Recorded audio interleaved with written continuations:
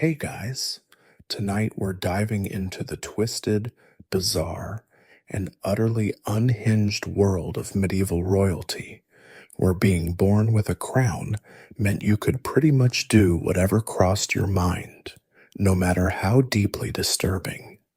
You're about to meet kings who made their subjects wish democracy had been invented a few centuries earlier. And trust me, you probably won't survive this journey with your faith in humanity intact. So, before you get comfortable, take a moment to like the video and subscribe, but only if you genuinely enjoy what I do here. Drop a comment with where you're watching from and what time it is. I love seeing this community span the globe, from midnight listeners in Tokyo to afternoon procrastinators in London. Now, dim the lights, maybe turn on a fan for that soft background hum, and let's ease into tonight's journey together. You find yourself in the court of King Charles VI of France, sometime around 1392, and something is off. The servants are whispering, the courtiers are walking on eggshells, and everyone seems to be handling the furniture with extreme care. That's when you notice it. Every single piece of glass in the palace has been removed. The windows are covered with thick tapestries, the mirrors have vanished, and even the drinking vessels have been replaced with pewter and wood. The reason becomes horrifyingly clear when the king himself enters the throne room, wrapped in layers upon layers of thick clothing despite the summer heat, moving with the careful, deliberate steps of someone navigating a minefield. Charles VI, known to history as Charles the Mad, has convinced himself that he's made entirely of glass. Not metaphorically, not poetically. He genuinely believes his body is as fragile as a wine goblet, ready to shatter at the slightest impact. You watch in fascinated horror as his attendants rush to place cushions wherever he might sit, while the king himself refuses to let anyone touch him, convinced that even a gentle pat on the shoulder might cause him to explode into 1,000 glittering shards. This isn't some quirky personality trait or medieval method acting. This is a full-blown psychological condition that historians now recognize as glass delusion, surprisingly common among European nobility. Charles would spend hours standing perfectly still, afraid that any movement might cause him to crack. He had iron rods sewn into his clothing to create a protective framework around his supposedly glass body. Imagine trying to explain to visiting ambassadors why your king is dressed like a human chandelier and refuses to shake hands. The truly perverted part. Charles's courtiers enabled and even encouraged his delusion, seeing opportunity in madness.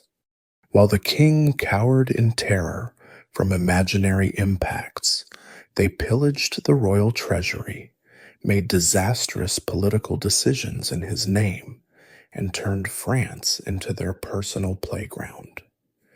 Some historians argue whether the nobles genuinely believed they were being compassionate or were simply exploiting a mentally ill monarch, but the documents from the period suggest they found his condition rather convenient. During his lucid periods, because yes, this glass king would occasionally snap back to reality, Charles would be horrified by what had transpired during his episodes. He'd frantically try to undo the damage, sign new laws, and restore order, all while knowing that at any moment the glass delusion might return. It was like being trapped in the world's worst Groundhog Day, Except instead of Bill Murray learning piano, you're a medieval monarch convinced you're a champagne flute. The French court developed elaborate protocols for dealing with their crystalline king. They'd stage fake accidents where pottery would shatter dramatically, just so Charles could see that he remained intact. Musicians were instructed to play only the softest melodies, lest a sharp note cause the royal body to resonate and crack. The queen had to sleep in a separate bed, reinforced with wooden barriers, because Charles was terrified he might break during intimate moments. Talk about performance anxiety taken to medieval extremes. You're still processing the image of a king wrapped in iron rods when your journey takes you east to the kingdom of Hungary in the 1140s, where King Geza II has just received disturbing news. His enemies, and in his mind, everyone is an enemy, have been plotting against him. The evidence? A servant dropped a spoon during dinner. Clearly, this was a coded signal for assassins. You watch as Geza orders the unfortunate Butterfingers to have his nose cut off, but not just any ordinary amputation. No, Geza has developed quite the artistic flair for mutilation. The king summons his royal silversmith, who arrives thinking he's about to craft another chalice or ceremonial sword. Instead, Geza presents him with the severed nose and demands he create a silver replacement, a prosthetic that will serve as both punishment and warning. The poor servant will wear this gleaming nasal appendage for the rest of his life. A walking reminder that clumsiness in Geza's court comes with a hefty price tag and a lifetime of explaining why your nose clinks when you sneeze. This wasn't an isolated incident. Geza, too, turned his court into a grotesque gallery of human modifications. Suspected conspirators, which included anyone who looked at him wrong, breathed too loudly, or happened to be standing nearby when his paranoia flared, would receive customized punishments. You had nobles walking around with silver ears, bronze tongues, and in one particularly creative instance, a golden thumb. The Hungarian court looked less like a center of medieval power and more like a disturbing jewelry exhibition where the displays could scream. Historians still debate whether Geza's paranoia was entirely unfounded or if he created his own enemies through his bizarre behavior. Contemporary accounts describe him sleeping in a different room each night, convinced that assassins had memorized his routines. He'd have identical meals prepared in 7 different kitchens, choosing one at random while making servants taste test all 7. The royal food budget was astronomical, but at least the palace dogs ate like kings, literally, since they got 6 untouched royal dinners every night. The silver nose trend actually caught on among the Hungarian nobility, though not by choice. Some courtiers, displaying the kind of twisted logic that only makes sense in medieval times, began preemptively cutting off their own noses and commissioning silver replacements. Their thinking? If the king was going to eventually accuse them of treason anyway, they might as well get ahead of the curve and choose their own design. The royal silversmith became the busiest man in Hungary, developing an entire catalog of prosthetic facial features in various styles: Byzantine Classic, Gothic Revival, and for the wealthy, jewel-encrusted deluxe editions. But Geza's paranoid creativity extended beyond mere rhinoplasty. He developed an obsession with hidden messages, convinced that his enemies communicated through seemingly innocent activities. A merchant arranging apples in his stall, obviously spelling out assassination plans in fruit. Children playing with stones in the courtyard, clearly practicing their aim for when they'd eventually throw rocks at the king. Geza had scribes document every suspicious arrangement of objects in the kingdom, creating what must be history's most paranoid archives, thousands of scrolls detailing the sinister implications of vegetable displays and laundry hanging patterns. The king's bedchamber became a fortress of paranoia. He installed a system of bells and strings throughout the room, creating a medieval alarm system that would make a tangled Christmas light display look organized. Any movement would trigger a cascade of chimes, alerting his guards, though more often, it just meant Geza spent sleepless nights listening to bells ringing every time he rolled over. He kept a collection of mirrors positioned to show every angle of the room, turning his bedroom into a funhouse where the only attraction was crippling anxiety. Foreign diplomats faced a particular challenge when visiting Geza's court. How do you conduct serious negotiations with a king who insists on rearranging all the furniture before each meeting, convinced that chairs positioned at certain angles create assassination geometry? Protocol demanded they pretend this was perfectly normal, leading to surreal scenes of ambassadors helping the Hungarian king push tables around while discussing trade agreements.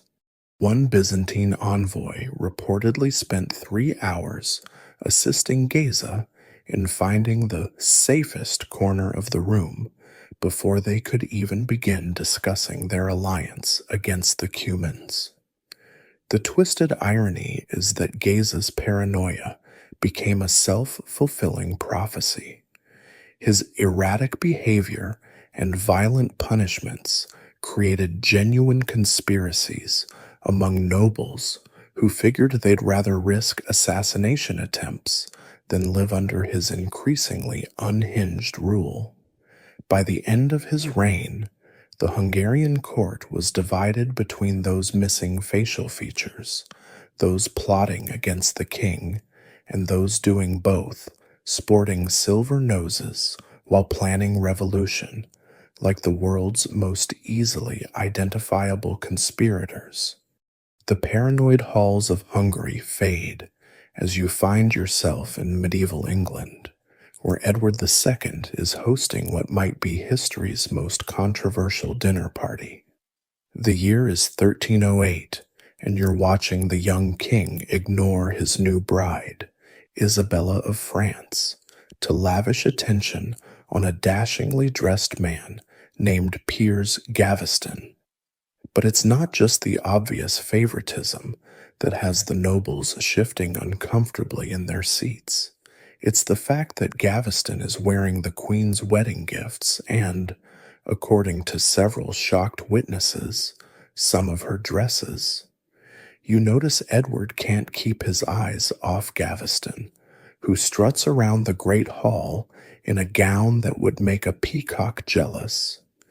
The French delegation looks ready to declare war over this insult to their princess, while English nobles mutter darkly about the king's unnatural preferences. But Edward seems oblivious, or perhaps he simply doesn't care, as he feeds Gaveston choice morsels from his own plate while his queen sits abandoned, probably wondering if she can get her jewelry back without causing an international incident. The cross-dressing at court wasn't limited to borrowed gowns. Edward and Gaveston would organize elaborate pageants where they'd appear as mythological goddesses, complete with flowing wigs and enough makeup to stock a theater company. The king particularly enjoyed dressing as Diana, goddess of the hunt, which gave the court chroniclers conniptions as they tried to record these events without implying anything that might get them executed. One scribe famously wrote that the king did clothe himself in manner most unusual for hunting, which is medieval speak for, "I can't believe I have to document this. Remember that glass king from France?" Well, Edward's nobles would have gladly traded their monarch's delusions for Charles's glass phobia. At least Charles was too frightened to make major decisions. Edward, on the other hand, was handing out lands and titles to Gaveston like party favors, including properties that traditionally belonged to the Queen.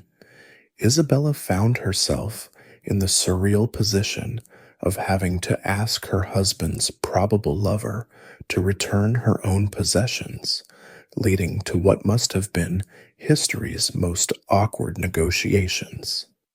The barons eventually had enough of the royal fashion shows and forced Edward to exile Gaveston. You'd think this would end the drama, but Edward responded by writing what historians desperately try to classify as friendship letters, but read more like medieval sexts.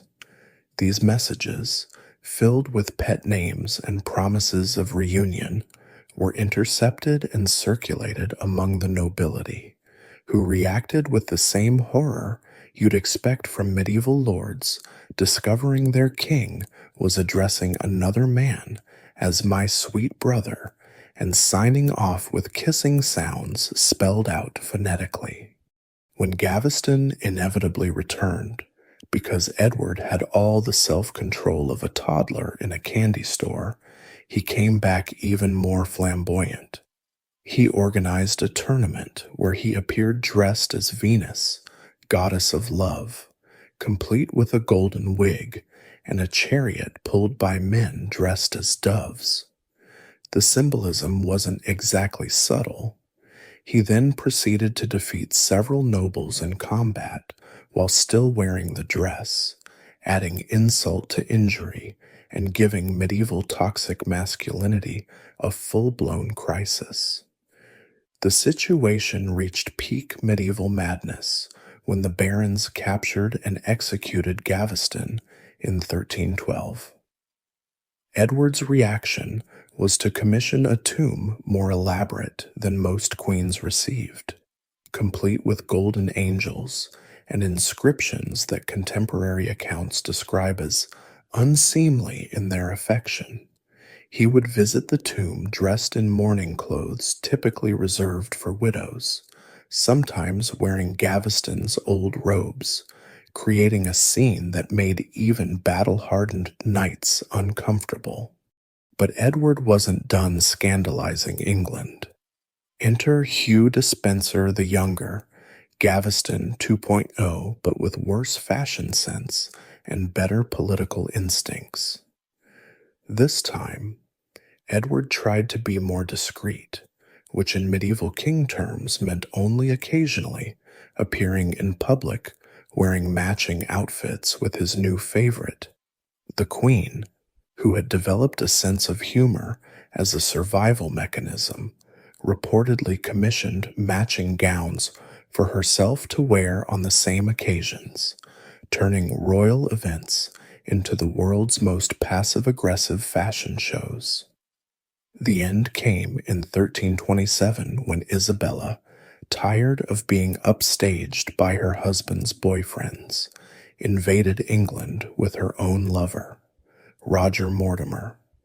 The official chronicles delicately state that Edward died in prison from natural causes, but persistent rumors describe a death so grotesque it makes Game of Thrones look tame.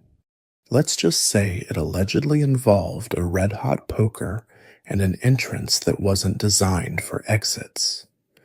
Though historians still argue whether this was medieval homophobic propaganda or an actual case of ironic justice, gone horribly wrong.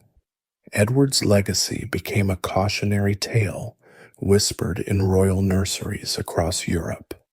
Not about the dangers of favoritism or ignoring your queen. Medieval kings did that all the time. No, the lesson was about subtlety. Future kings learned to keep their preferences behind closed doors and their lovers' fashion choices within gender norms. Because in medieval times, you could be a terrible king, a negligent husband, and a warmonger. But heaven forbid you let your boyfriends borrow your wife's favorite tiara.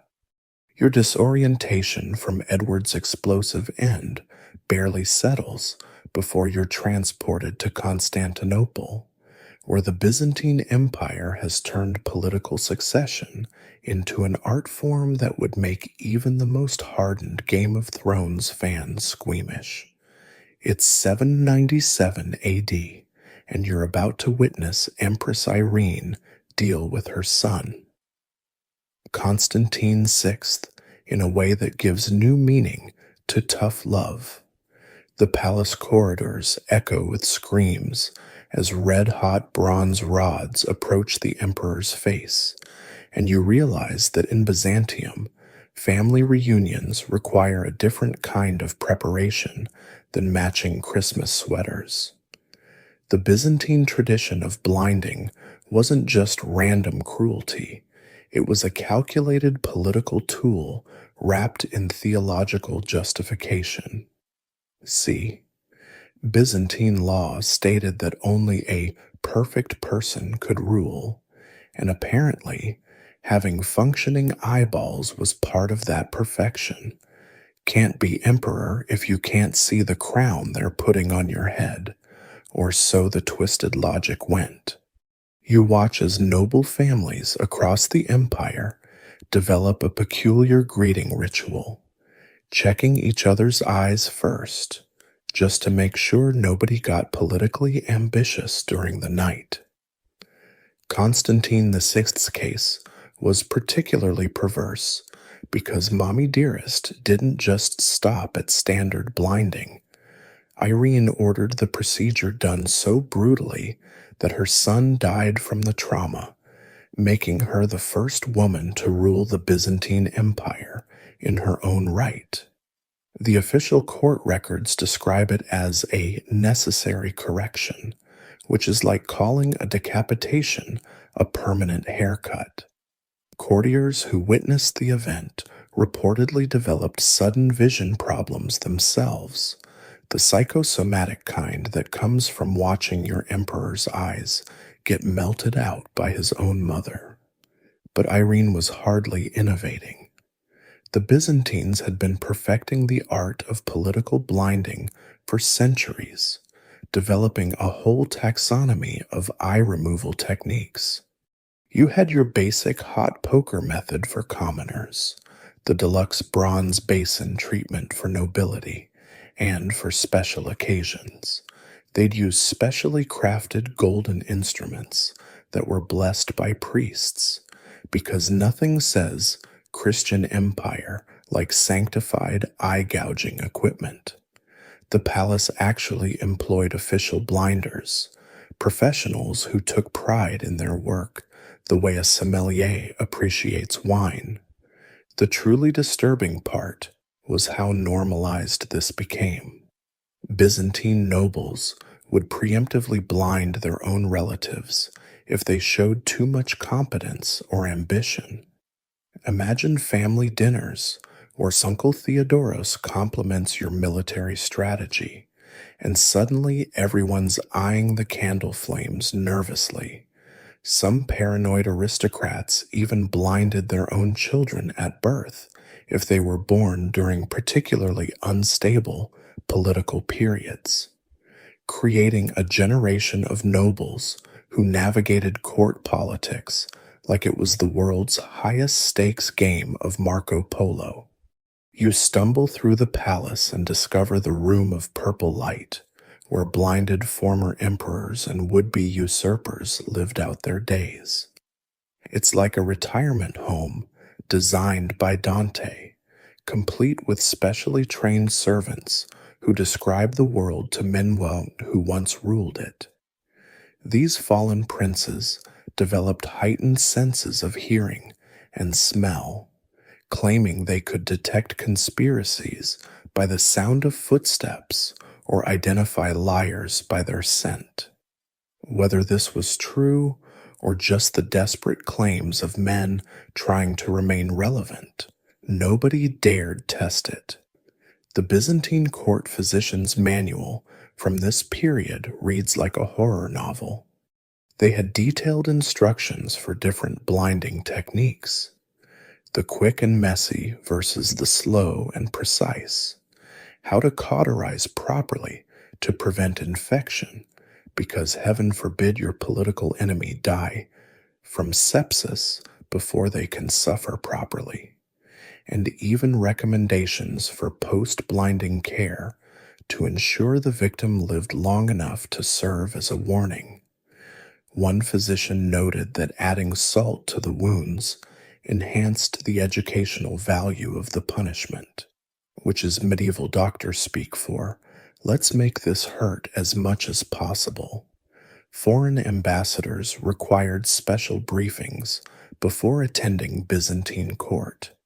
Imagine being a Viking emissary, accustomed to straightforward combat, trying to understand why half the nobility wore tinted glass over their eyes or moved with the careful steps of the recently blinded. The diplomatic handbook advised visitors to never comment on anyone's vision problems, and definitely never use phrases like, "I see what you mean," or "looking forward to our meeting," linguistic faux pas that could end very badly. The practice created an entire underground economy of fake blindings. Desperate nobles would pay surgeons to create convincing but non-permanent eye injuries, complete with official documentation and witnesses. They'd spend years pretending to be blind, bumping into furniture and squinting at documents, all to avoid actual mutilation. Some became so committed to their performance that they forgot they could actually see, developing a kind of voluntary blindness that Byzantine philosophers wrote confusing treatises about. By the time you reach the 11th century, the empire had blinded so many potential rulers that they faced a practical problem. They were running out of sighted nobles to actually run things. Emperor Constantine II tried to reform the practice by introducing partial blinding, just one eye, like a political pirate, but traditionalists argued this defeated the whole purpose. The theological debates about whether one-eyed people were perfect enough to rule occupied church councils for decades, producing documents that read like ophthalmological theology crossed with political science. The Byzantine eye-gouging chambers dissolve around you as you're pulled northward to medieval Norway, where you're about to witness what happens when Viking justice meets bureaucratic insanity. It's 1136, and King Magnus IV, already blind himself from a political mishap involving hot irons and angry relatives, has just died.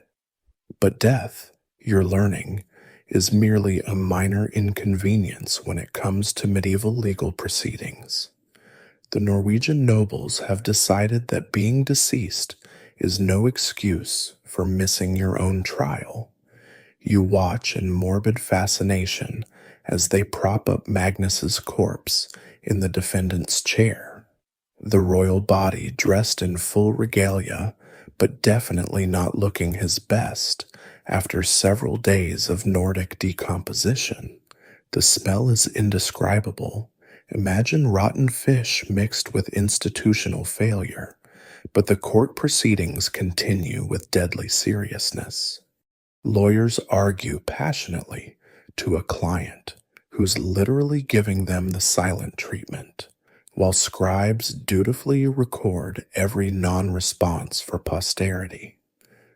The charges against the late king are extensive: misuse of royal funds, unsuccessful military campaigns, and the particularly Norwegian crime of insufficient Viking spirit. The prosecutor, seemingly unbothered by his opponent's lack of pulse, presents evidence with the same vigor he'd show to a living defendant. Witnesses are called to testify about Magnus's crimes, each one carefully avoiding direct eye contact with the corpse, partly out of respect, mostly because his eyes have started doing that unsettling thing dead eyes do when left open too long. Remember those Byzantine blinders from Constantinople? They'd have been confused but probably impressed by Norwegian efficiency. Why waste time blinding your political enemies when you can just wait for them to die naturally and then humiliate them afterward? It's like procrastination elevated to an art form. The Norwegian court had actually developed specific protocols for posthumous trials, including how long to wait before beginning, 3 days, to ensure they're definitely dead. Proper corpse positioning, upright and forward facing, and acceptable plea options. Silence counts as no contest. The real perversion comes when you realize this isn't even Magnus's first posthumous legal problem. Earlier that year, his corpse had been summoned to answer a property dispute. The plaintiff had won by default when Magnus failed to present a defense, leading to the surreal situation of bailiffs seizing assets from a dead king who couldn't sign the transfer documents. They'd solved this by pressing his stiff fingers onto an ink pad and stamping the papers, creating what must be history's most morbid notarization. The trial reaches peak absurdity when Magnus is found guilty on all charges. The sentence? Exile and confiscation of property, relatively mild considering the defendant's current state of decomposition. But the Norwegians, nothing if not thorough, actually carry out the exile order. You follow the procession as they load the royal corpse onto a cart and wheel it to the border, officially banishing the dead king from Norway. Guards are posted to ensure he doesn't sneak back in, though what they're watching for is anyone's guess. The practice of trying the dead wasn't limited to kings. Norwegian law courts of the period regularly summoned corpses for everything from debt collection to divorce proceedings. One memorable case involved a merchant whose widow wanted a divorce so she could remarry. The court required the dead husband's presence to finalize the proceedings, leading to the bizarre spectacle of a corpse being declared officially single. The widow reportedly thanked her ex-husband's body for his cooperation because even in death, Norwegian manners prevailed. This legal necromancy created practical problems beyond the obvious sanitary ones. Court schedules had to account for decomposition rates. Trials in summer were expedited, while winter proceedings could drag on for weeks thanks to natural refrigeration. The royal court employed a keeper of deceased defendants, whose job involved maintaining corpses in presentable condition for trial. His equipment included perfumes, sawdust for leakage issues, and a selection of props to keep bodies upright during lengthy legal arguments. Foreign legal scholars who visited Norway during this period left confused and disturbed accounts. One French jurist wrote, "The Northmen have found a way to make death itself submit to bureaucracy, while a visiting Italian lawyer simply noted, I have seen things that canon law never prepared me for. And the Pope eventually issued a statement condemning the practice, but the Norwegians ignored it, arguing that their extreme climate required extreme legal measures. The tradition created a peculiar form of job security for Norwegian lawyers. After all, dead clients never argued about fees, never changed their testimony, and never interrupted closing arguments. Some attorneys actually preferred representing the deceased, developing specialized practices that advertised their experience in post-mortem litigation.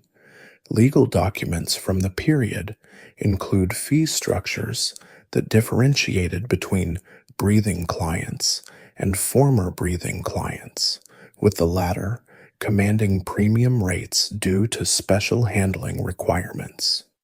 By the time Magnus's corpse trial concluded, establishing precedents that would confuse legal scholars for centuries, you realize that the Norwegian approach to justice operated on a different plane of existence, literally.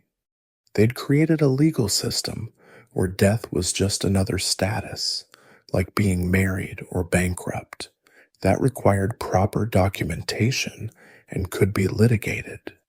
It's a reminder that in medieval times, even the grave couldn't protect you from bureaucracy.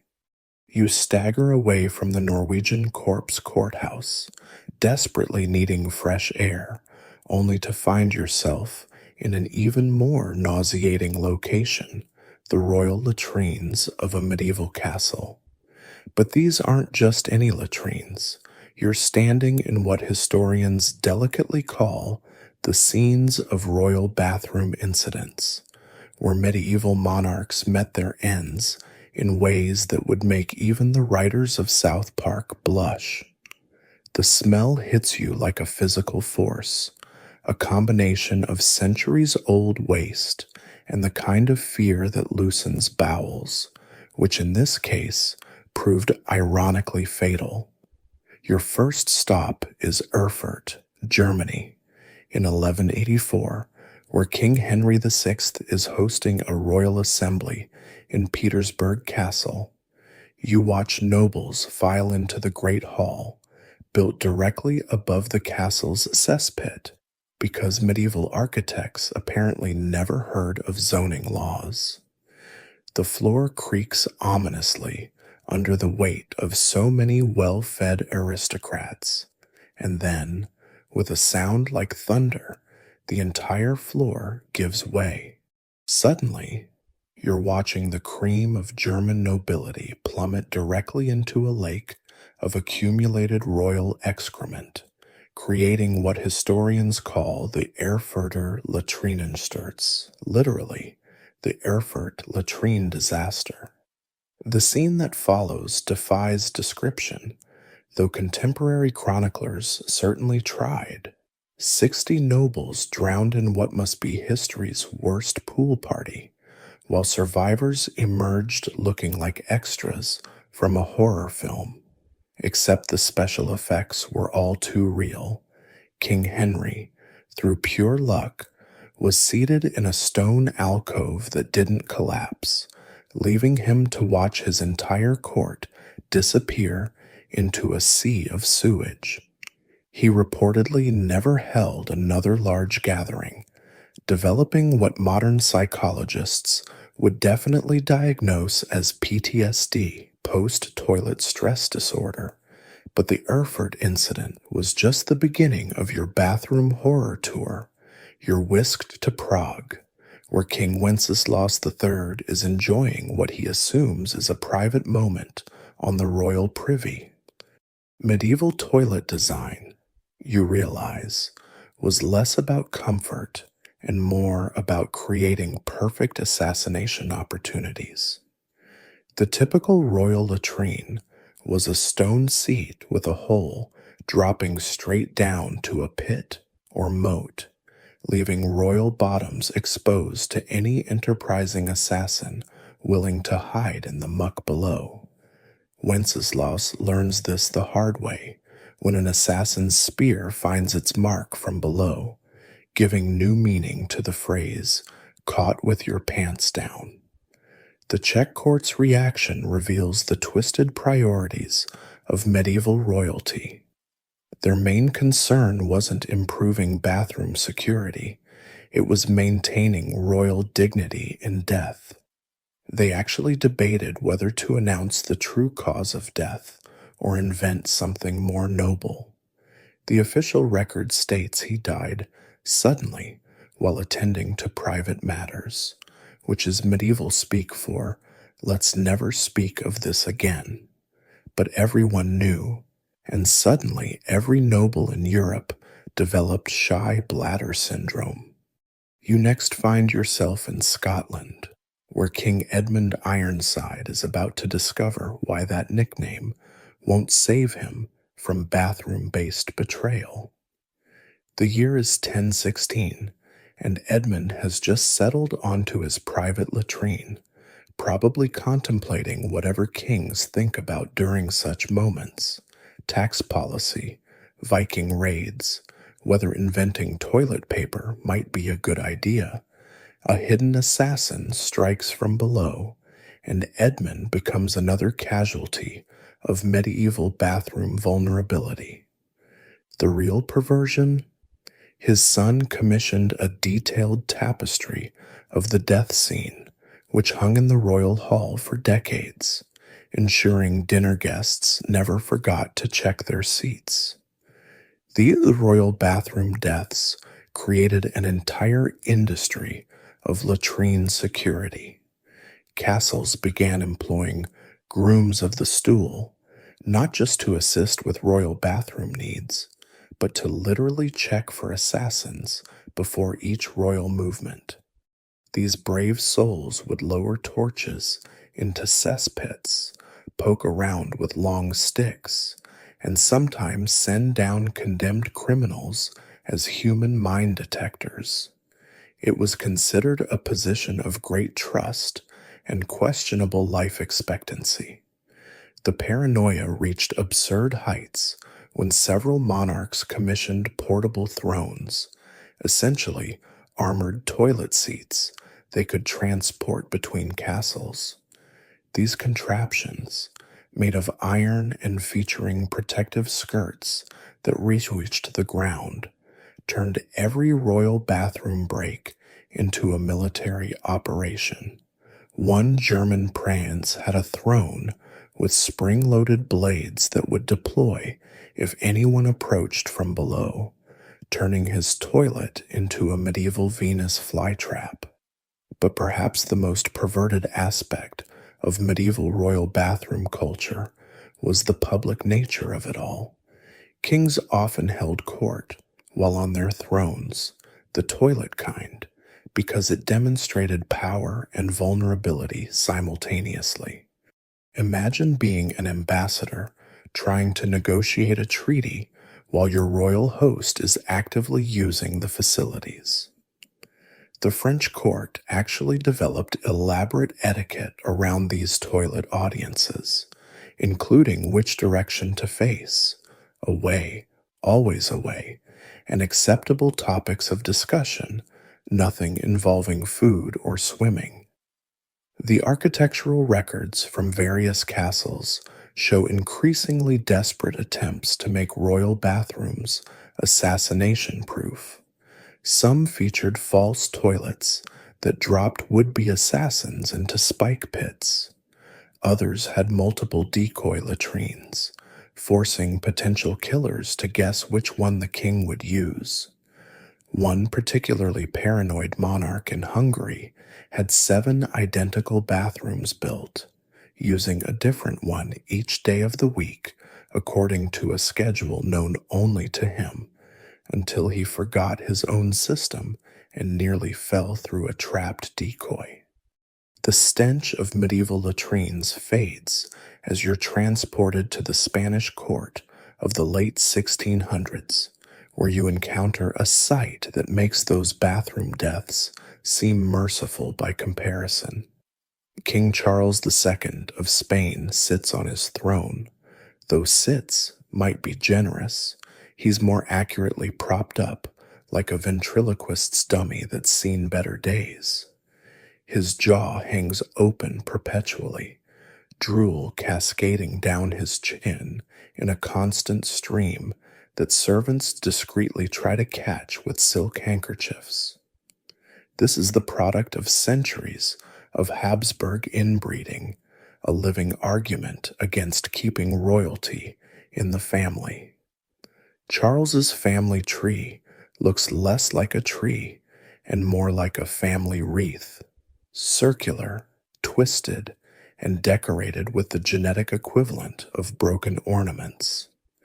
His parents were uncle and niece, his grandparents were cousins, and if you trace back far enough, you realize that Charles had fewer unique ancestors than most people have teeth, which coincidentally was another of his problems. His Habsburg jaw was so pronounced he couldn't chew food properly, living on a diet of soup and mush that had to be spooned into his perpetually open mouth. You watch as the court physician examines the king, taking notes that read like a medical horror story. Charles can barely walk, his legs twisted from rickets. His head is oversized and misshapen, leading palace tailors to create specially reinforced crowns that won't slip off during state ceremonies.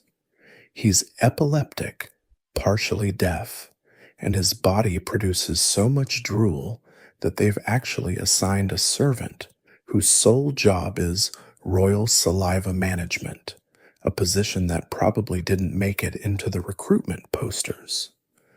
But the Spanish court, in true medieval fashion, decides the problem isn't generations of inbreeding, it's witchcraft. Obviously, you witness the arrival of Friar Mauro Tenda, an exorcist who claims Charles is possessed by demons. The subsequent exorcism attempts would be comical if they weren't so disturbing. The friar makes Charles drink blessed concoctions containing everything from ground-up Saint bones to what the records delicately describe as sacred bodily fluids. The king, unable to protest coherently, endures treatments that would violate every Geneva Convention yet invented. The exorcism sessions escalate into full theatrical productions. Tenda brings in a rotating cast of priests, nuns, and holy men who chant, wave crucifixes, and throw holy water at the confused king. During one particularly enthusiastic session, they accidentally waterboard Charles with blessed oil, nearly drowning him in salvation. The court chronicles record this as a powerful moment when His Majesty wrestled with the demons, which is medieval speak for, "We almost killed the king trying to fix him."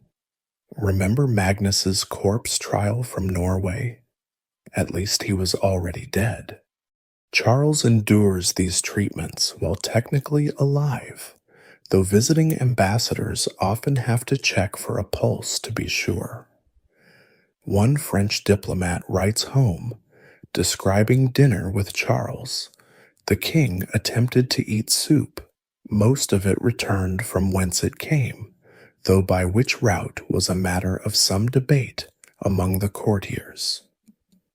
The Spanish nobility pretend this is normal, developing an elaborate etiquette around ignoring the king's various emissions. The perverted lengths to which the court goes to produce an heir from this genetic disaster reach new heights of medical malpractice. Charles's wife, Marie Louise of Orleans, endures fertility treatments that include being suspended upside down after attempted consummation, which witnesses describe as mercifully brief and unsuccessful. consuming potions made from bull testicles, and having priests bless her reproductive organs in ceremonies that blur the line between religious ritual and medical molestation. When she fails to conceive, shocking absolutely no one with basic biological knowledge, she's blamed for barrenness. The king's second wife, Maria Anna of Neuburg, faces even worse. The court physicians, having given up on Charles's ability to perform, attempt artificial insemination using methods that would make modern fertility clinics call the police.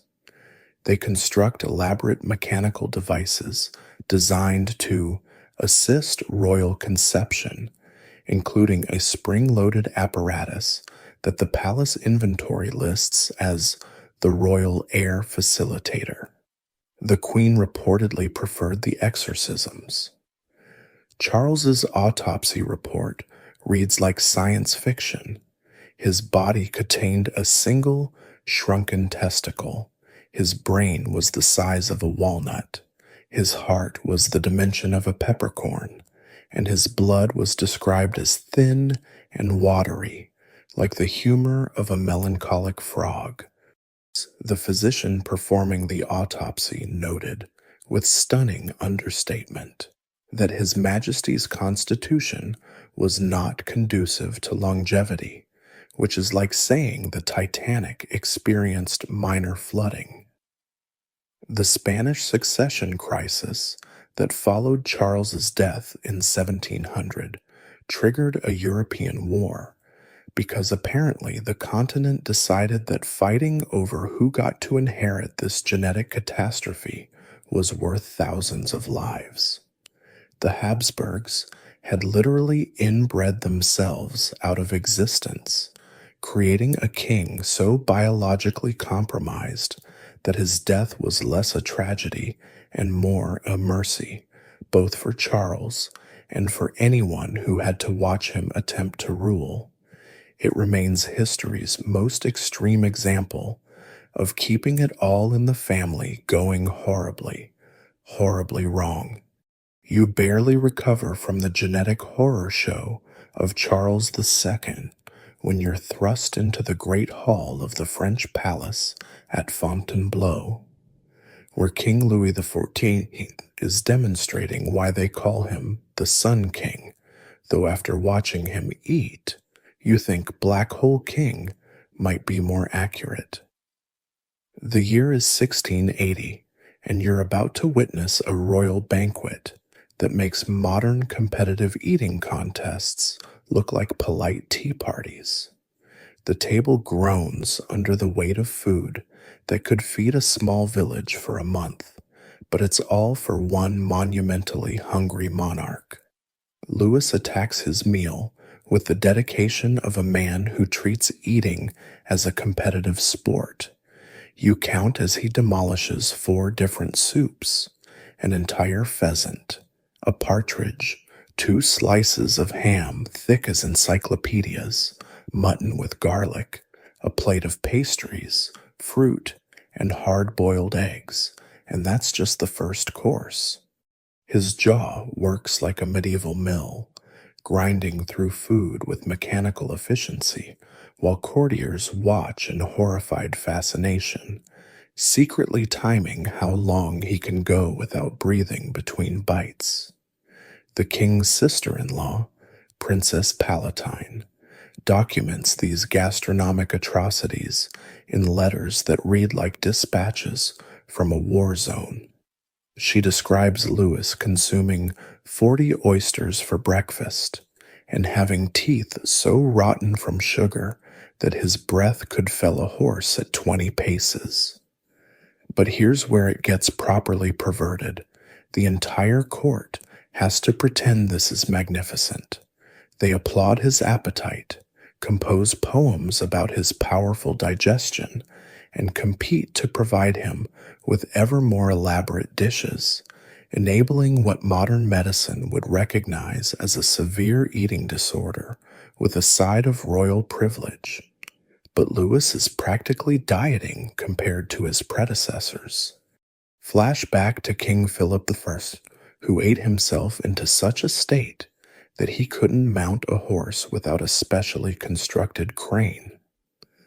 Literally, the royal engineers designed a contraption that would hoist the spherical sovereign onto his reinforced saddle, a process that took 6 men and considerable prayer that the ropes would hold. Philip eventually became so enormous that when he died, they couldn't fit him into a normal coffin and had to bury him in what was essentially a repurposed wine barrel. The French court develops entire rituals around royal gluttony. The Grand Couvert, the public dining ceremony, becomes a theatrical production where nobles compete to watch the king eat. They place bets on how many chickens he'll consume, whether he'll demand a third dessert course, and which courtier will faint first from the smell of royal indigestion. The palace physicians prescribe increasingly desperate remedies for the inevitable stomach problems: mercury-laced purgatives, bloodletting from creative locations, and enemas that require equipment more suited to firefighting than medicine. You witness the tragic case of Louis VI, nicknamed the Fat, who ate himself into immobility by age 46. The court chronicles describe him needing to be carried everywhere on a reinforced litter by 16 men working in shifts. His final meal reportedly included a whole roasted boar, which he insisted on eating despite being unable to sit up properly. He choked to death on a piece of bacon, achieving the dubious honor of being killed by breakfast meat, though given his diet, it was really more of a matter of when than if. The competitive eating culture spreads throughout French nobility like a gastronomic plague. Courtiers, desperate to impress their monarchs, engage in eating contests that end in projectile results. One duke famously exploded, not metaphorically, but literally burst his stomach trying to out-eat the king during a Christmas feast. The court physician's report notes with clinical detachment that His Grace's internal capacity proved insufficient for his ambition, which is the most diplomatic way possible to describe someone eating themselves to death in real time. Medieval French cookbooks from royal kitchens read like instruction manuals for murder by meal. Recipes call for sufficient butter to drown a calf, sugar quantities measured in wheelbarrows, and meat portions that assume the diner has multiple stomachs. One recipe for royal swan requires stuffing it with an entire goose, which is stuffed with a duck, which is stuffed with a chicken, which is stuffed with a lark, which is stuffed with an olive, creating a kind of edible Russian doll that would make a cardiologist weep. The royal food budget becomes larger than some countries' entire treasuries. Kitchen staff describe preparing nightly feasts that could feed hundreds, all for a handful of nobles who treat eating like an extreme sport. Waste reaches obscene levels. Servants report throwing away enough food daily to sustain entire parishes, while peasants outside the palace walls starve. But pointing out this irony is a quick way to end up in the Bastille. So everyone pretends that watching the king inhale his body weight in fowl is the height of sophistication. The medical consequences create a perverted economy of their own.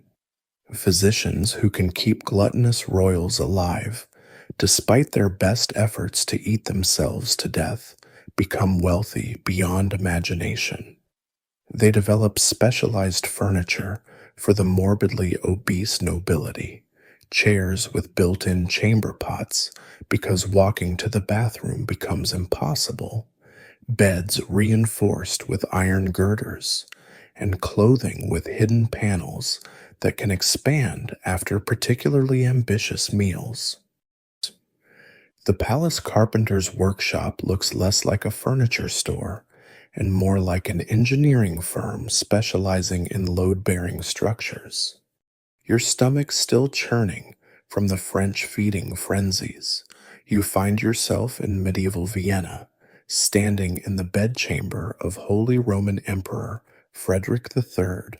But this isn't just any royal bedroom. It's about to become the stage for one of history's most excruciatingly public medical procedures. The year is 1493, and Frederick's left leg has developed what court physicians delicately call an abundance of corrupted humors. In reality, it's gangrene, and the smell could strip paint off the palace walls. The emperor, in a decision that proves absolute power and good judgment rarely coexist, insists that the amputation be performed publicly, not just in front of a few trusted advisors, but as a full court spectacle. You watch as nobles file into the chamber, handkerchiefs pressed desperately to their noses, while Frederick arranges himself on the surgical table like he's posing for a portrait. The royal surgeon arrives with his tools, a collection of saws and knives that look more suited to butchery than medicine, which, in medieval times, isn't far from the truth. But here's where it gets properly perverted. Frederick demands the procedure be performed without any pain relief because he wants to demonstrate his imperial fortitude. The court musicians are ordered to play triumphant fanfares to cover his screams, creating a surreal soundtrack of trumpets and agony. Ladies in waiting faint in carefully choreographed waves, while courtiers place bets on whether the emperor will survive. Their gambling chips clinking cheerfully as bone meets saw. The amputation itself takes 4 hours, not because of medical complexity, but because Frederick keeps stopping to make speeches about imperial dignity between bouts of shrieking. The surgeon, sweating through his robes, has to pause repeatedly while the emperor lectures on Habsburg superiority, all while his leg dangles half attached like a grotesque party favor.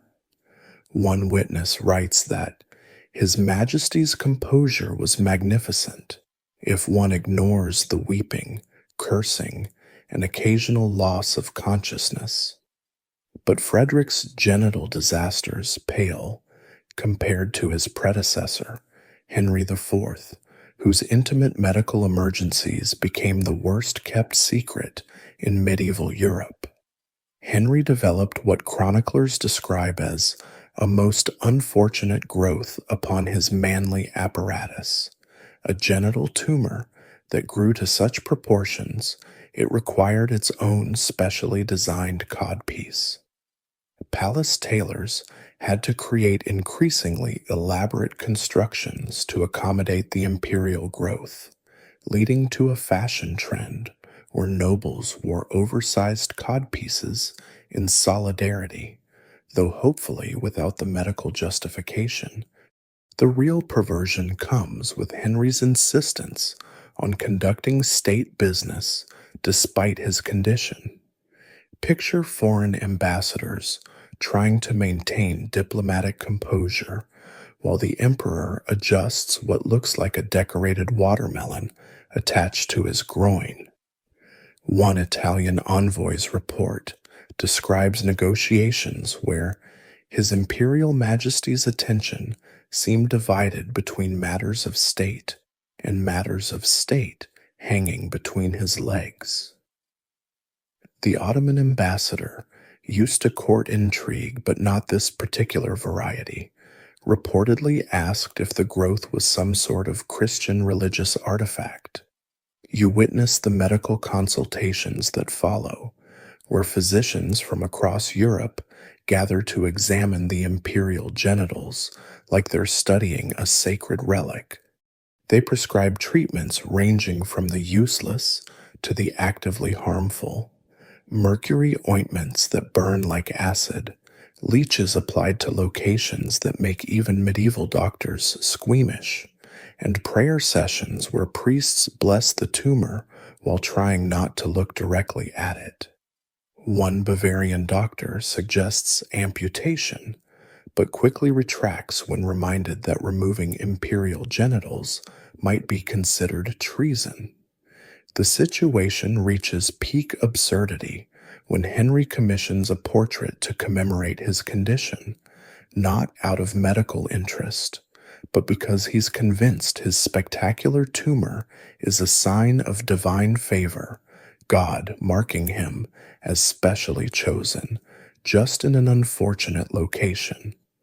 The court painter, faced with the challenge of depicting royal genitals in a flattering light, creates what art historians now desperately try to classify as allegorical representation, but which clearly shows the emperor pointing proudly at his massively swollen codpiece. Meanwhile, in England, King John's genital mishaps take a different turn when he contracts what medieval physicians call the burning sickness after a particularly enthusiastic tour of brothels. The royal physician's treatment involves inserting a metal rod heated to glowing temperatures into the royal urethra, a procedure that would violate several international human rights laws if they'd existed. The king's screams reportedly scared horses in the stable a quarter-mile away, while courtiers pretended this was a perfectly normal Tuesday afternoon in the palace. The medical records from these procedures read like torture manuals with delusions of therapeutic value. One prescription for royal genital ailments includes the dried penis of a stallion, ground fine and mixed with holy water, to be applied thrice daily whilst reciting Ave Maria. And another suggests the application of living beetles to draw out the evil humors, leading to a shortage of beetles in the imperial capital and probably some very confused insects. These public genital disasters created a bizarre culture of competitive medical exhibitionism among European nobility. Lords began publicizing their own intimate ailments, trying to outdo each other in spectacular urological failures. Medical conferences became shows where physicians displayed preserved specimens of royal kidney stones, competed over who had treated the most spectacular case of noble syphilis, and published illustrated manuscripts that would make modern medical ethics boards spontaneously combust. The medical horror show of Habsburg genitals fades as you're transported to 14th century Portugal, where you're about to witness a love story that makes Romeo and Juliet look like a wholesome Disney film. King Pedro stands before the assembled Portuguese court, tears streaming down his face as he gazes lovingly at his bride. The touching scene is somewhat undermined by the fact that his bride, Inés de Castro, has been dead for 2 years and is currently propped up on the throne like the world's worst ventriloquist act, her decomposing body dressed in royal regalia that does nothing to hide the obvious signs of advanced decay.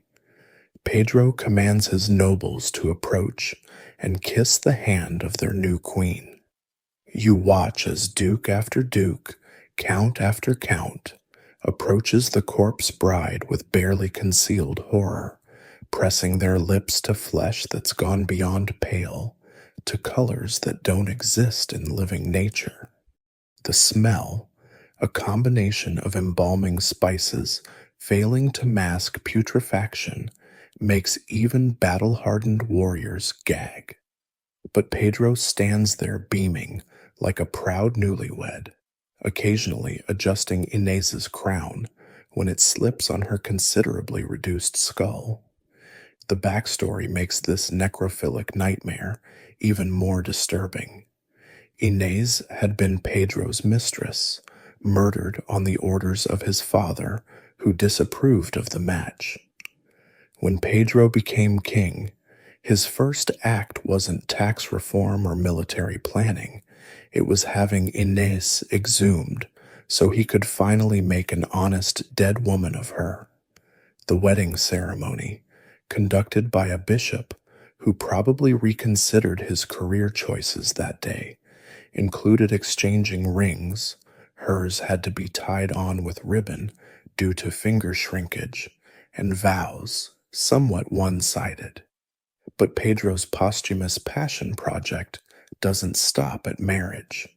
He insists Inez be given all the privileges of a living queen, including her own court, ladies-in-waiting who have to pretend to serve a corpse, and a seat at royal banquets where servants place food before her that obviously goes uneaten, though given medieval hygiene standards. She might not have been the only one at the table with questionable freshness. Courtiers develop elaborate protocols for addressing the deceased queen, bowing to empty air where her voice should come from, and pretending to laugh at jokes she's clearly not making. The Portuguese court chronicles from this period read like reports from a collective psychotic break. They describe Pedro spending hours in conversation with Inez's corpse, asking her advice on matters of state and nodding thoughtfully at her silence. He has her body moved between various royal residences, creating a traveling horror show that traumatizes servants across Portugal. One castle's inventory lists items required for Her Deceased Majesty's comfort, including perfumes by the barrel, fresh flowers changed hourly, and a special chair with discreet drainage systems. Remember those Norwegian corpse trials? At least they had the decency to finish their business with the dead quickly. Pedro maintains this morbid marriage for months, insisting on sleeping beside Inez's body, which requires increasingly creative embalming techniques and a bedroom ventilation system that could qualify as medieval air conditioning. The royal physician's notes describe experimental preservation methods, including honey baths, salt packing, and something involving essence of roses and prayers that definitely didn't work as advertised. The international reaction to Portugal's corpse queen creates diplomatic nightmares. Foreign ambassadors struggle with protocol. Do you bow to the dead queen, address her directly, pretend she's not slowly liquefying? One Castilian envoy's report describes a state dinner where he was seated next to Inez and spent the entire meal trying not to notice pieces of her occasionally dropping into the soup. The Pope eventually sends a strongly worded letter suggesting that perhaps it's time to bury the queen, which Pedro interprets as papal blessing for his arrangement. The necrophilic nobility trend doesn't stop with Pedro. Inspired by their king's devotion, other Portuguese nobles begin keeping deceased loved ones around far past their expiration dates. Lisbon develops a thriving industry in corpse cosmetics, makeup specifically designed to make the dead look less dead, perfumes strong enough to overcome biological inevitability, and clothing with hidden support structures to keep bodies in lifelike positions. One entrepreneur even creates conversation cards with pre written responses for the deceased, allowing bereaved relatives to maintain the illusion of dialogue. The psychological impact on the Portuguese court lasts generations. Nobles develop intense thanatophobia, checking their spouses for pulses at regular intervals and writing elaborate wills specifying immediate burial, regardless of royal decree. Children grow up in a court where the line between living and dead is disturbingly fluid, leading to a generation of Portuguese aristocrats with what modern psychiatrists would have a field day diagnosing. Pedro finally allows Inés to be entombed, but not before commissioning elaborate stone effigies of them both, positioned so they'll face each other when they rise on Judgment Day. Even in planning for the afterlife, he ensures their reunion will be immediate and eternal. The tombs become a pilgrimage site for lovers, though presumably most couples visiting hope their relationships involve less decomposition. It remains history's most extreme example of refusing to let go, proving that in medieval times, "till death do us part" was really more of a suggestion than a rule. You're still processing the image of Portugal's decomposing queen when you're plunged into the steamy bathhouses of 16th century Sweden, where King Eric XIV is about to demonstrate why mixing mercury, mental illness, and medieval justice creates a cocktail more toxic than anything in Lucrezia Borgia's poison cabinet. The year is 1567, and Eric has just consumed his morning medicine, liquid mercury prescribed by court physicians to treat his melancholic humors. The fact that mercury causes madness rather than cures it seems lost on everyone, creating a feedback loop of insanity that's about to claim more victims. You watch as Eric, sweating silver droplets from his pores, a delightful side effect of mercury poisoning, becomes convinced that the bathhouse attendants are whispering about him. In reality, they're probably discussing whether the king's metallic perspiration will contaminate the water. But in Eric's mercury-addled mind, they're obviously plotting assassination. He orders his guards to seal the bathhouse doors, trapping dozens of naked, terrified nobles in what's about to become Europe's most disturbing spa day. The king prowls between the steam-filled pools like a predator, his eyes glittering with quicksilver madness. He points at a count who made the fatal error of coughing, clearly a coded signal to other conspirators. The execution happens right there in the bath, blood mixing with mineral water, while other bathers scramble for exits that no longer open. The royal bathhouse, designed for relaxation and hygiene, transforms into an aquatic abattoir where the dress code is terror and towels. But Eric's mercury-fueled madness reaches true artistic heights when he decides traditional execution methods are too quick. He orders servants to heat the bath water gradually, creating a noble soup that would make even the French court's cooking excesses look restrained. Victims have to choose between boiling alive or confessing to imaginary crimes, leading to surreal scenes of naked aristocrats inventing increasingly creative treasons just to earn a quicker death. One baron claims he planned to assassinate Eric using trained fish, while a duchess confesses to conspiring with Danish mushrooms. The Swedish court physicians, either oblivious or complicit, respond to Eric's increasing instability by prescribing more mercury. Their medical notes read like alchemy textbooks written by sadists. His Majesty's humors require additional metallic balancing, recommend doubling the quicksilver dose, and adding pulverized pearls for clarity of thought.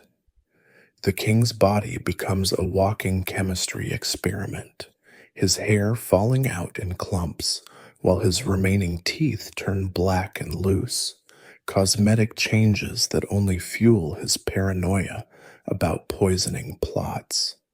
Remember Pedro's conversations with his corpse bride. At least he was talking to someone who existed, even if deceased.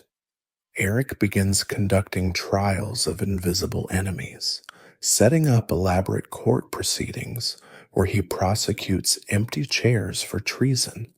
The court scribes, maintaining professional standards despite the insanity, dutifully record these proceedings. The accused, being incorporeal, offered no defense. His Majesty found the silence particularly damning.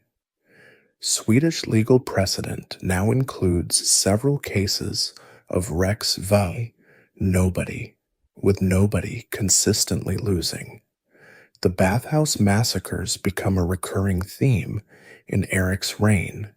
He develops specific execution techniques for different water temperatures, creating what amounts to a murderous spa menu. Lukewarm water for minor treason, rolling boil for high crimes, and for special occasions. He adds bath salts that turn the water red, though whether from dye or blood becomes academic after a while. The Royal Bathkeeper's Journal chronicles his attempts to maintain hygiene standards in pools that regularly host executions, noting that Thursday's deceased Duke has affected the water's pH balance. Foreign dignitaries learn to avoid Swedish invitations to take the waters, recognizing them as potential death sentences. One German ambassador reports being invited to a royal bath and responding with sudden, violent illness that required immediate return to Hamburg. His sickness miraculously cured itself upon crossing the border, though he maintained the fiction for diplomatic purposes. The Danish court develops a whole protocol for politely declining Swedish bath invitations without triggering war. Eric's mercury madness creates a perverted economy around bathing. Noble families begin building private bathhouses, fortified like miniature castles, where they can wash without fear of royal visits. Bath attendants command higher wages than soldiers, given their occupational hazards. One enterprising merchant creates travel baths, essentially large barrels on wheels that allow nobles to bathe while constantly moving, making them harder targets for impromptu royal executions. The king's own bathing rituals become increasingly elaborate and disturbing. He requires virgin spring water mixed with holy oil and, because why not, more mercury. His bath temperature must be precisely calibrated to match his body's metallic balance, requiring a team of specialists with thermometers and protective clothing. The sight of the king entering his bath, skin glowing with toxic metals while he mutters about invisible enemies, becomes a recurring nightmare for palace staff. The Swedish nobility develops creative survival strategies. Some fake skin conditions that make bathing medically inadvisable, and others claim religious conversions to faiths that prohibit communal bathing, leading to a suspicious surge in obscure theological movements.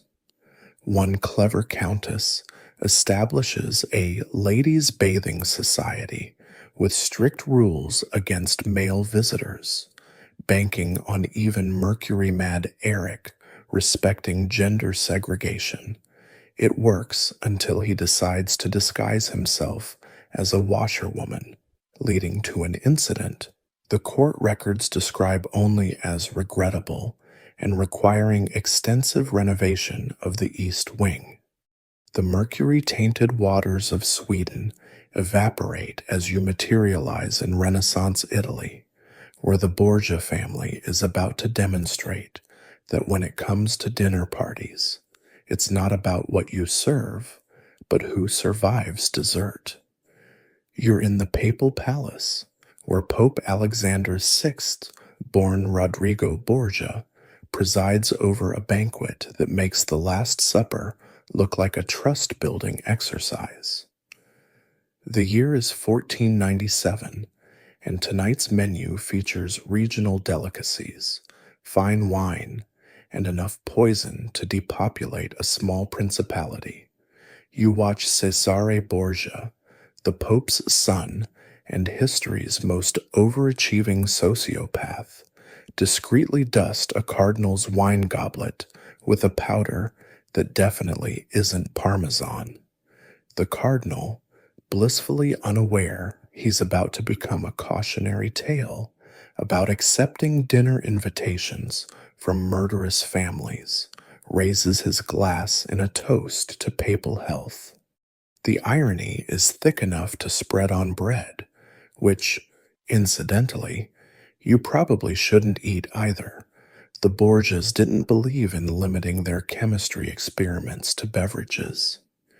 The dinner conversation flows as smoothly as the poisoned wine. Topics range from church reform to trade routes, while guests mentally calculate their odds of survival based on seating arrangements. Those closest to the Borgias eat with the enthusiasm of death row inmates, cutting their food into microscopic pieces to delay the inevitable. One bishop has brought his own food taster, a peasant, who looks increasingly nervous as the evening progresses and other guests begin showing symptoms that definitely aren't from overeating. Lucrezia Borgia, the Pope's daughter, glides through the party like a beautiful angel of death, her ring containing a hidden compartment that she empties into drinks with the practiced ease of a medieval mixologist. Contemporary accounts describe her as either history's most slandered woman or Italy's most creative serial killer, possibly both. You watch her comfort a choking duchess with one hand while possibly poisoning the woman's replacement with the other, multitasking murder with the efficiency that would make modern CEOs jealous. The Borgias have turned poisoning into performance art. They've developed a substance called cantarella, whose exact recipe remains lost to history, probably because everyone who knew it died mysteriously at dinner parties. Symptoms include fever, stomach pain, and the sudden realization that accepting Borgia hospitality was a terminal error in judgment. The poison works slowly enough for victims to finish dinner and make it home, providing the Borgias with alibis and their enemies with agonizing deaths. Remember Eric's bathtub executions? At least his victims knew they were being murdered. The Borgia method involves such gaslighting that victims often apologize for feeling ill, worried they're being rude by dying during the fish course. One cardinal's last words were reportedly, "Please thank His Holiness for the lovely evening," followed by violent convulsions. The Pope responded by blessing the dying man, either from genuine religious feeling or appreciation for the compliment. With the Borgias, it's hard to tell. The family's poison cabinet reads like a medieval periodic table of death. They have powders for every occasion, quick acting for impatient murders, slow burning for plausible deniability, and specialized blends that mimic natural diseases. Their suppliers include alchemists, witch doctors, and one entrepreneurial nun who claims her poisons are blessed by Saint Anthony, patron saint of, among other things, gravediggers. The Borgia Palace features a dedicated poison testing laboratory where condemned criminals sample new formulas in exchange for pardons they rarely live to enjoy. But the true perversion lies in the normalization of assassination dining. Roman nobility develops elaborate countermeasures that turn every meal into a chess match with digestive consequences. Guests bring their own cups, plates, and sometimes entire place settings. Food tasters form unions, demanding hazard pay and life insurance. One paranoid count brings a portable chemistry set to dinner, testing each course while making small talk. The Borgias find this insulting, but admire his dedication. The papal banquets become increasingly surreal as everyone pretends murder isn't on the menu. Conversations include phrases like, "This wine has such an unusual aftertaste," arsenic, delivered with the casual tone of discussing vintage years. Servants develop a complex system of signals warning favorite guests which dishes to avoid. Creating a deadly dance where a dropped napkin might save your life, and accepting seconds could end it. The Borgia's own paranoia creates recursive loops of poisoning. They employ food tasters for their food tasters, worried about infiltration in their murder supply chain. Cesare reportedly has 3 identical meals prepared, choosing one at random while feeding the others to prisoners. Pope Alexander VI develops a tolerance to various poisons by consuming small doses daily, turning his body into a toxic waste site that would require EPA cleanup in modern times. The international response ranges from horror to professional interest. The French court requests the Cantarella recipe for academic purposes. The Holy Roman Emperor sends in ambassadors with detailed instructions on avoiding dinner invitations while maintaining diplomatic relations.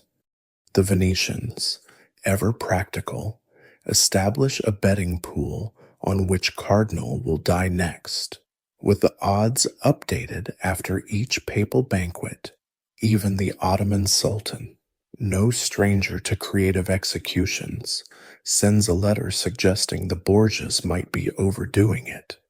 The lethal cuisine of Italy fades as you find yourself in the damp, cold throne room of Scotland's Holyrood House, where King James VI sits surrounded by the tools of his obsession, thumbscrews, iron boots, and a collection of witch-finding instruments that would make the Spanish Inquisition jealous. The year is 1590, and James has just personally supervised his latest interrogation, his royal hands still flecked with blood that definitely isn't his own. This is a king who doesn't just believe in witches. He's convinced they're personally targeting him, and he's going to torture confessions out of every suspicious woman in Scotland to prove it. You watch as they drag in the latest accused, an elderly midwife whose crime was successfully delivering too many healthy babies. Clearly, supernatural assistance was involved. James approaches her with his prized possession, a copy of his own book, Demonology, which he quotes from while personally applying the thumbscrews. The King of Scotland, who should be governing a nation, instead spends his days as a freelance torturer with delusions of scholarly authority, writing notes in the margins of his book with hands that shake from excitement rather than revulsion. The interrogation techniques James employs make the Borgia poison parties look like actual parties.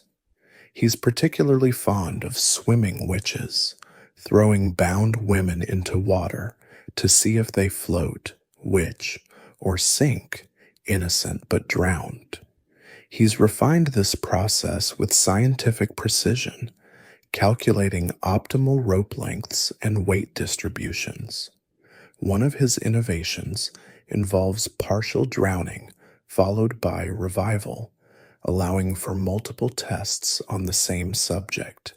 He calls this increasing the sample size, proving that even sadism can be dressed up in academic language.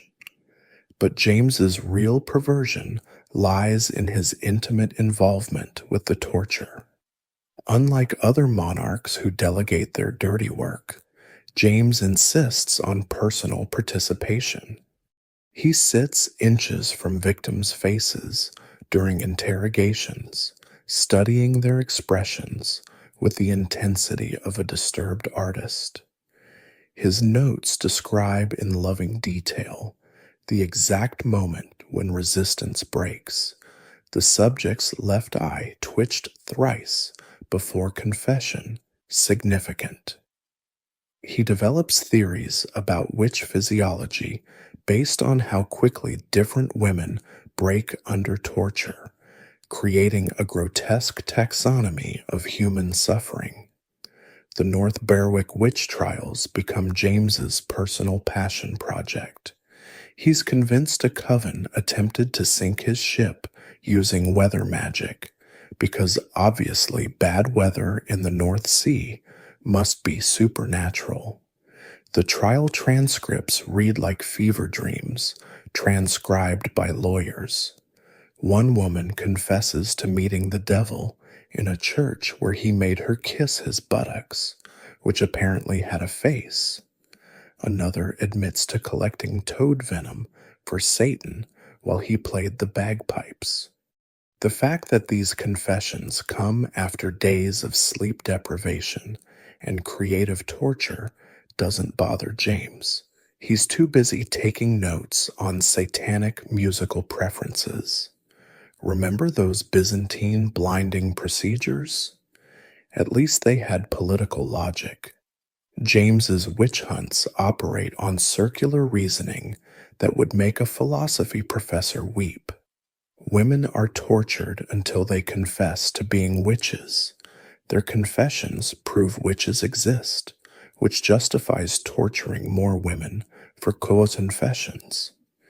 He creates a perpetual motion machine of misery, powered by royal paranoia and lubricated with blood. The Scottish legal system, previously functional if harsh, warps around the king's obsession like light around a black hole. James develops a disturbing collection of witch memorabilia. Preserved body parts, he claims, show devil's marks, vials of substances extracted during torture, and detailed anatomical drawings of where Satan supposedly touches his followers. His private study resembles a serial killer's trophy room crossed with a medieval medical school. Foreign ambassadors report being given tours of this collection, with James enthusiastically explaining how this mole pattern clearly indicates demonic pacts, while his guests desperately think of diplomatic ways to say, "Your Majesty has lost his mind." The King's Witch Hunting Manual becomes required reading for Scottish judges, spreading his poisonous methodology throughout the legal system. He invents new torture devices, including a boot that slowly crushes legs while allowing for precise pressure measurements, because if you're going to destroy human bodies, Why not collect data? His witch pricker tool, designed to find insensitive spots that prove demonic influence, comes with detailed instructions and helpful diagrams. It's mass-produced and distributed to witch hunters across Scotland, industrializing paranoia. The economic impact of James's obsession cripples entire communities. Villages lose their midwives, herbalists, and any woman who knows too much about medicine, knowledge being inherently suspicious. The royal treasury hemorrhages money funding witch trials, torture equipment maintenance, and James's ever-growing library of demonology texts. One advisor tentatively suggests the funds might be better spent on actual governance, but quickly retracts after James wonders aloud if such financial advice might be demonically inspired. International reactions range from polite concern to barely concealed horror. The French ambassador writes home that His Majesty of Scotland has found a hobby most peculiar, which is diplomatic speak for this man is completely insane. Even the Pope, not exactly squeamish about religious persecution, sends a carefully worded letter suggesting James might want to focus more on regular heresy and less on weather-controlling witches. The Danish court, despite being allied through James's marriage, quietly recalls their ambassador after he reports attending a royal witch dissection. The Scottish nobility develops survival strategies that involve aggressive piety and careful vocabulary. Words like storm, herb, or clever vanish from court conversation, replaced with religious platitudes delivered with desperate enthusiasm. Noble women begin wearing crosses large enough to double as shields and carrying Bibles they quote from constantly. One duchess reportedly memorizes the entire book of Psalms just to have holy words ready for any conversation with the king, turning social interaction into a theological minefield. The torture chambers of Scotland dissolve into something far more unsettling, the fairy tale castles of Bavaria, where King Ludwig II has created monuments to madness that would make Disney's Imagineers check themselves into therapy. The year is 1885, and you're standing in Neuschwanstein Castle, watching Ludwig conduct a full-state dinner for guests who exist only in his increasingly fractured mind.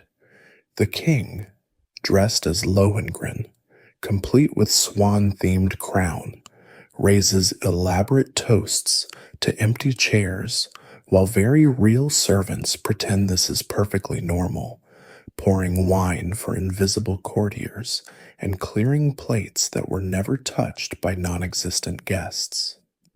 Ludwig's psychosis has transformed from quirky royal eccentricity into full-blown architectural madness.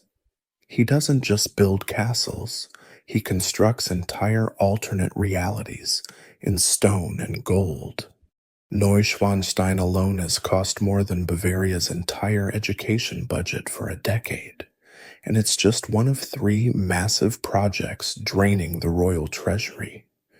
You watch him inspect the latest addition, a mechanical moon that rises and sets over an artificial lake in his bedroom, because apparently regular windows showing actual celestial bodies aren't sufficiently romantic for a king who's lost touch with reality. The castle's throne room, still under construction, exemplifies Ludwig's particular brand of insanity. He's designed it to represent the Holy Grail Temple from Wagner's Parsifal, complete with a throne he'll never sit on because he plans to abdicate once it's finished. Circular logic that keeps him building forever. The room features a chandelier weighing 4 tons, held up by prayers and German engineering, depicting Byzantine emperors Ludwig relates to on a disturbing personal level. Below it, he conducts imaginary court sessions, issuing decrees to hallucinated subjects about matters that exist only in Wagnerian operas. But the true perversion lies in Ludwig's nocturnal activities. He's completely reversed his sleep schedule, living in darkness and sleeping through daylight, turning the Bavarian government into a vampire bureaucracy. Ministers must conduct state business at 3 a.m. while Ludwig, dressed in costumes from various operas, interrupts crucial discussions to describe plot points from Der Ring des Nibelungen. One exhausted advisor's diary describes trying to discuss tax reform while the king, wearing a Valkyrie helmet, insists on reenacting Siegfried's funeral march using government documents as props. Remember James's witch memorabilia?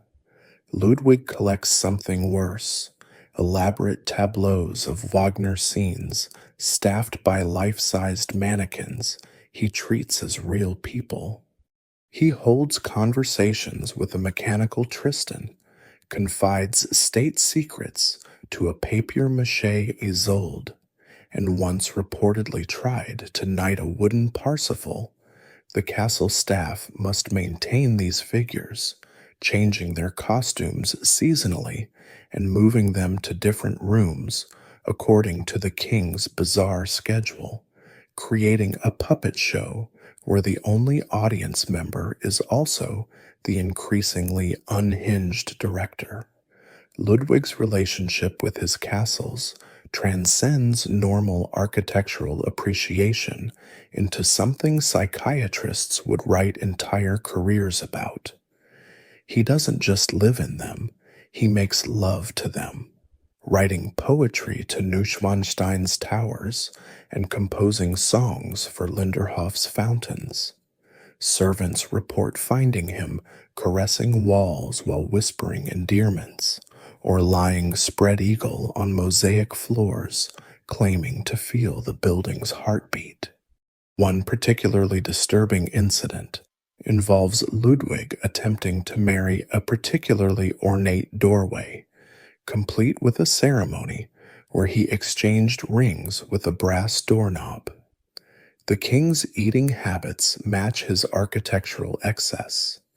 He demands medieval banquets served by servants dressed as Arthurian knights, but refuses to eat if anyone watches him. This creates surreal scenes where elaborately costumed staff must serve 12-course meals, then immediately hide behind tapestries, peeking out only to refill golden goblets.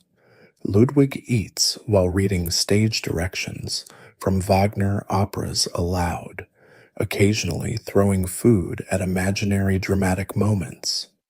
The royal laundry reports washing more food than wine from his ceremonial robes. His midnight sleigh rides through the Bavarian countryside, traumatize entire villages. Ludwig, dressed as the Swan Knight, races through sleeping towns in a golden sleigh pulled by white horses, accompanied by servants carrying torches and singing Wagner arias. Peasants wake to what they assume is either the apocalypse or a very specific nightmare. One farmer's account describes the king stopping to knight his cow, which stood there looking as confused as everyone else, while Ludwig delivered a speech about bovine loyalty to the Grail. The financial hemorrhaging reaches critical mass when Ludwig commissions the fourth castle, this one to be built entirely underground, lit by thousands of mirrors reflecting artificial suns. His architects, torn between professional integrity and not wanting to contradict an increasingly unstable monarch, produce plans that are essentially expensive burial chambers. The Treasury Minister calculates that at current spending rates, Bavaria will be bankrupt within 2 years, but bringing this to Ludwig's attention results in a 3-hour lecture on how true art transcends material concerns, delivered while the king wears a swan costume. International observers watch Bavaria's fiscal suicide with fascinated horror. The Prussian ambassador reports that negotiating with Ludwig is like discussing realpolitik with an opera that's gained sentience and lost sanity. The Austrian court, despite family connections, quietly prepares to absorb Bavaria when it inevitably collapses. Even other monarchs known for excess find Ludwig's spending disturbing. When Russian czars think you're overdoing it, you've achieved a special level of financial irresponsibility. The end comes in 1886 when Ludwig's ministers, choosing between revolution and regicide, declare him insane and attempt to dethrone him. Ludwig's response is to barricade himself in Neuschwanstein, ordering his mannequin court to defend the castle. The surreal scene of soldiers arresting a king who's busy conducting a military strategy session with wooden Wagnerians while wearing full Grail Knight regalia becomes the perfect ending to a reign that turned Bavaria into Europe's most expensive theater production. Ludwig's fairy tale madness fades into one final, grotesque carnival of royal perversion as you find yourself in a medieval bedchamber where the concept of wedding night takes on dimensions that would make modern sex educators resign en masse. You're witnessing the ultimate expression of medieval royal sexuality, public consummation ceremonies, where privacy ranks somewhere below proper sword maintenance in the list of noble priorities. The year could be any between 1200 and 1600, because this particular horror show played out across centuries of European royalty who somehow decided that marriage wasn't official unless witnessed by enough people to fill a small theater. Tonight's unfortunate couple stands before their marital bed, which has been positioned on a raised platform like a sacrificial altar, an apt comparison considering what's about to happen. The bride, usually between 12 and 15 years old, because medieval Europe had different ideas about consent, looks like she's contemplating whether the convent might still accept late applications. The groom, often decades older and selected for his land holdings rather than his charm, approaches the bed with the enthusiasm of someone attending their own execution, which, given the audience, isn't far off. The witnesses file in, high-ranking nobles, church officials, and sometimes actual family members, because nothing says blessed union like your mother-in-law taking notes on your sexual performance. They arrange themselves around the bed in order of social rank, creating a hierarchical viewing gallery for what's essentially medieval live pornography with political implications. One duchess brings a cushion, clearly planning for a lengthy show. A bishop clutches his prayer book like a life preserver, probably wondering if there's a patron saint for surviving awkward situations. The court physician stands ready with his instruments, not to help, but to verify the bride's virginity and the marriage's consummation. His medical bag contains items that would violate the Geneva Convention if used in warfare, but apparently They're perfectly acceptable for teenage brides. He'll later write a detailed report on the evening's proceedings, using Latin terms that do nothing to disguise the horror of what he's documenting. These reports survive in archives, where historians debate whether to laugh or cry while translating them. Remember Pedro's necrophilic coronation? At least Inés was past caring. These living brides endure examinations that would qualify as assault in any century with basic human rights. The physician checks for maidenhead integrity while the audience watches like it's a medical lecture, which unhorrifyingly, it sometimes is. Young nobles taking notes on what to expect at their own eventual weddings. One account describes a bride fainting during the examination, only to be revived with smelling salts because the show must go on. The actual consummation becomes a performance where sexual dysfunction meets public theater. The groom must demonstrate his virility before witnesses who include his political rivals, business partners, and the occasional ex-mistress invited out of spite. Contemporary accounts describe men drinking entire bottles of wine for courage, leading to predictable performance issues that become the talk of European courts. One Italian prince reportedly paid his servant to hide under the bed and provide sound effects when nature failed to cooperate. But the true perversion comes from the audience participation.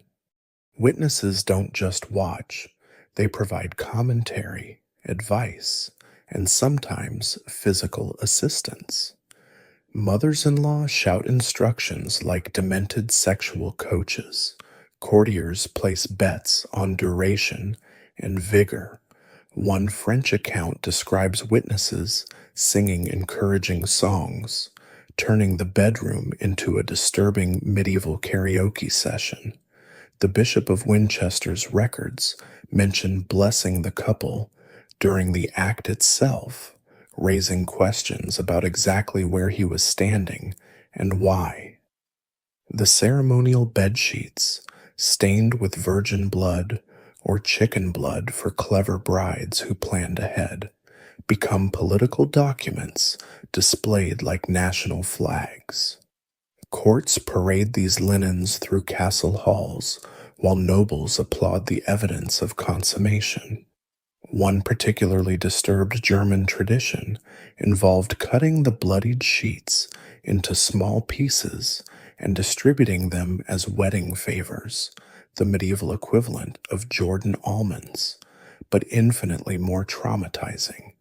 Some brides develop creative resistance strategies. One Spanish princess allegedly hid a small dagger in her wedding bed, not for defense, but to accidentally wound her groom in a delicate location, postponing consummation indefinitely.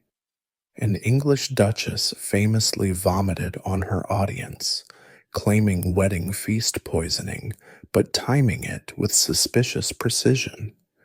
These women become folk heroes, whispered about in convents, and celebrated in carefully coded letters between noble daughters facing similar fates. The psychological damage from these public violations creates generations of sexual dysfunction among European nobility. Lords who can't perform without an audience, ladies who develop mysterious illnesses every time their husbands approach, and children conceived during these spectacles who grow up knowing exactly how and when they came to exist. Royal physicians develop entire specialties treating matrimonial melancholia, prescribing treatments ranging from herb baths to pilgrimages, anything to avoid addressing the actual trauma. Foreign courts observe these traditions with varying degrees of adoption and disgust.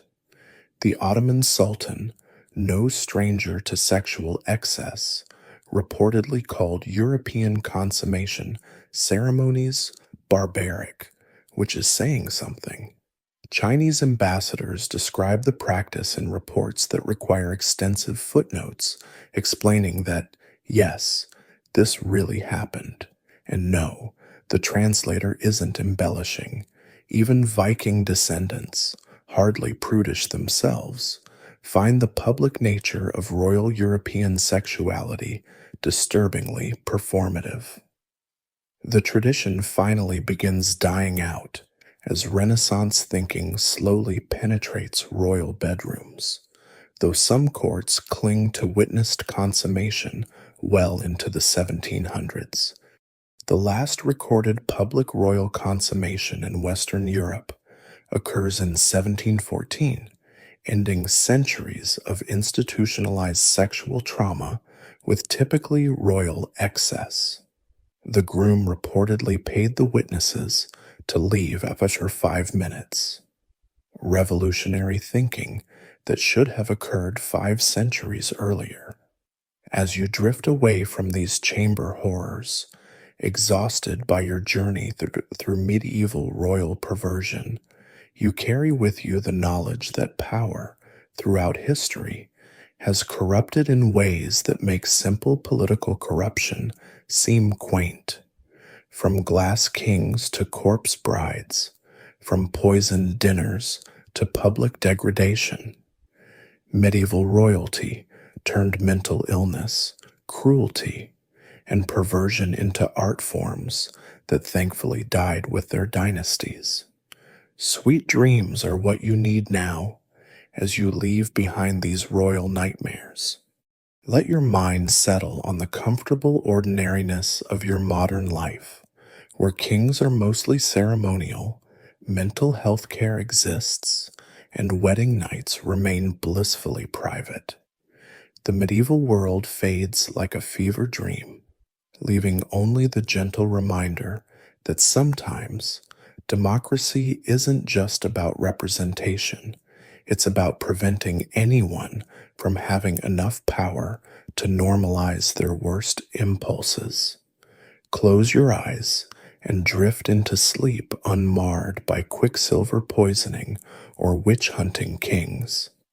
Tomorrow you'll wake to a world where Borgia dinner parties are just history, where nobody has to kiss a corpse queen's hand, and where your bath time remains assassination-free. Let these stories settle into the deeper parts of your mind, historical curiosities that remind us how far we've come, and how grateful we should be for the boring sanity of modern life.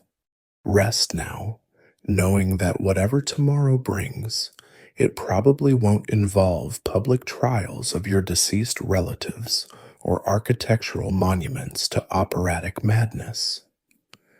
The kings and queens of old have returned to their graves, their perversions preserved only in careful historical records and the occasional nightmare. You're safe in your own bed, unwitnessed and uncrowned, exactly as sleep should be.